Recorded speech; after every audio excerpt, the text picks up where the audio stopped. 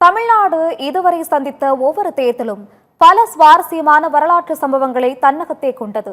அந்த வகையில் 1952ஆம் ஆண்டு நடைபெற்ற முதல் சட்டமன்ற தேர்தல் குறித்து காணலாம். சுதந்திரத்திற்கு பிறகு தமிழ்நாடு இதுவரை 16 சட்டமன்ற தேர்தல்களை சந்திச்சிருக்கு. இதுவரை சந்தித்த ஒவ்வொரு தேர்தலும் பல சுவாரஸ்யமான வரலாற்று சம்பவங்களை தன்னகத்தை கொண்டது. அந்த வகையில 1952ஆம் ஆண்டு நடைபெற்ற முதல் சட்டமன்ற தேர்தல் மிக முக்கியத்துவமானது. 1950ஆம் ஆண்டு இந்தியா குடியரசாகி அனைவருக்கும் வாக்குரிமை அளிக்கப்பட்ட பின்பு 1951 நவம்பர் முதல் 1952 மார்ச் வரை புதிய நாடாளுமன்ற உறுப்பினர்களை தேர்வு செய்வதற்கான பொது தேர்தலும் மாநிலங்களுக்கான சட்டமன்ற தேர்தலும் ஒன்றா நடைபெற்றது. இந்த தேர்தலில் முக்கிய பிரச்சனையா அரிசி தட்டுப்பாடு, விலைவாசி உயர்வு, விவசாயிகள் போராட்டம் ஆகியன ஆளும் காங்கிரஸ் கட்சிக்கு எதிரான பிரச்சார உக்தியா பயன்படுத்தப்பட்டுச்சு. பெரியார் தலைமையிலான திராவிடர் கழகம் இந்திய கம்யூனிஸ்ட் கட்சிக்கு ஆதரவளிக்க திராவிடர் கழகத்திலிருந்து பிரிந்து புதிதா உருவாகி இருந்த CN அண்ணாதுரை தலைமையிலான திராவிட முன்னேற்ற கழகம் இந்த தேர்தலில் போட்டியிடல அப்படின்னு அறிவிச்சது. இருப்பினும் தங்கள் கொள்கைகளை ஏற்கும் கட்சிகளுக்கு ஆதரவளிக்க முன்வந்து சில கட்டுப்பாடுகளின் அடிப்படையில் தமிழ்நாடு உழைப்பாளர் கட்சி, காமன்வெல்த் கட்சி மற்றும் சில கம்யூனிஸ்ட் கட்சி வேட்பாளர்கள் உட்பட 43 வேட்பாளர்களுக்கு திமுக ஆதரவளிச்சது.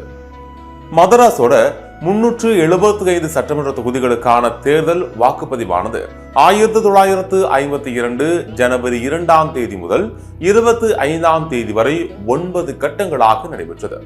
மொத்தம் 58 விழுக்காடு வாக்குகள் பதிவாகின. தேர்தல் முடிவுகள் பிப்ரவரி மாத இறுதியில வெளியாக முடிவுகளின்படி எந்த கட்சிக்கும் தனி பெரும்பான்மை கிடைக்கல. 367 இடங்கள்ல வேட்பாளர்களை நிறுத்திய இந்திய தேசிய காங்கிரஸ் 152 இடங்கள்ல மட்டுமே வென்றது. 131 இடங்கள்ல வேட்பாளர்களை நிறுத்திய இந்திய கம்யூனிஸ்ட் கட்சி 62 இடங்கள்ல வெற்றி பெற்றது. இதர கட்சிகளான கிசான் மஸ்தூர் பிரஜா கட்சி 35 இடங்களையும், தமிழ்நாடு உழைப்பாளர் கட்சி 19 இடங்களையும், கிருஷிகார் லோக் கட்சி 15 இடங்களையும், பொது உடைமை கட்சி 13 இடங்களையும், காமன்வெல்த் கட்சி 6 இடங்களையும், சென்னை மாநில முஸ்லிம் லீக் கட்சி 5 இடங்களையும், ஃபார்வர்ட் பிளாக் 3 இடங்களையும், தாழ்த்தப்பட்டோர் கூட்டமைப்பு 2 இடங்களையும், நீதி கட்சி 1 இடத்திலேயும், சுயேட்சை வேட்பாளர்கள் 60 இடங்களிலேயும் வெற்றி பெற்றிருந்தாங்க. எந்த கட்சிக்கும் தனி பெரும்பான்மை கிடைக்காத நிலையில பிரகாசம் தலைமையிலான கிசான் மஸ்தூர் பிரஜா கட்சி, கம்யூனிஸ்ட் கட்சி உள்ளிட்ட பல கட்சிகள் இணைந்து ஐக்கிய ஜனநாயக முன்னணி என்ற பெயரில் 166 உறுப்பினர்கள் ஆதரவு இருப்பதாக கூறி ஆட்சி அமைக்க உரிமை கோரினாங்க.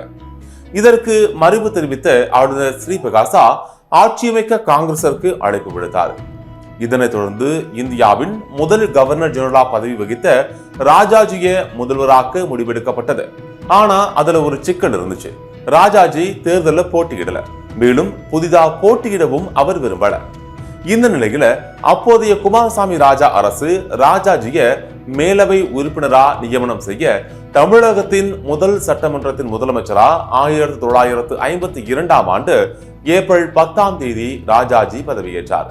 இது பெரும் சர்ச்சையை ஏற்படுத்தினாலும் பெரும்பான்மையை நிரூபிக்க தேவையான பணிகளை செய்ய தொடங்கினார் ராஜாஜி. 2 மாதங்களுக்குள்ள எதிர்கட்சிகளின் கூட்டணிகளில் இருந்த காமன்வெல்த் கட்சி, சென்னை மாகாண முஸ்லிம் லீக் கட்சி, தமிழ்நாடு உழைப்பாளர் கட்சி ஆகியவற்றையும் பல சுயேட்சை உறுப்பினர்களையும் கட்சிகளை சேர்த்து காங்கிரஸை பலப்படுத்தினார். இதனைத் தொடர்ந்து முதல்வர் ராஜகோபாலாச்சாரி ஜூலை மாதம் 3ஆம் தேதி நம்பிக்கை வாக்கெடுப்புல 151 உறுப்பினர்கள் எதிர்த்தாலும் 200 உறுப்பினர்கள் ஆதரவோடு பெரும்பான்மையை நிரூபிச்சார். இந்திய குடியரசுல ஒரு மாநில அரசு சட்டமன்றத்துல நம்பிக்கை வாக்கெடுப்பின் மூலம் பெரும்பான்மையை நிரூபிச்சதும் இதுவே முதல் முறை. தமிழகத்தின் முதல் சட்டமன்றத்தின் முதலமைச்சரா 1952ஆம் ஆண்டு ராஜாஜி பெரும் சர்ச்சைகளுக்கு மத்தியில அவருடைய முதலமைச்சர் பதவியை ஏற்றார். இதுதான் 1952ஆம் ஆண்டு நடந்த சட்டமன்ற தேர்தலை ரொம்ப முக்கியமானதா மாற்றி இருக்கு.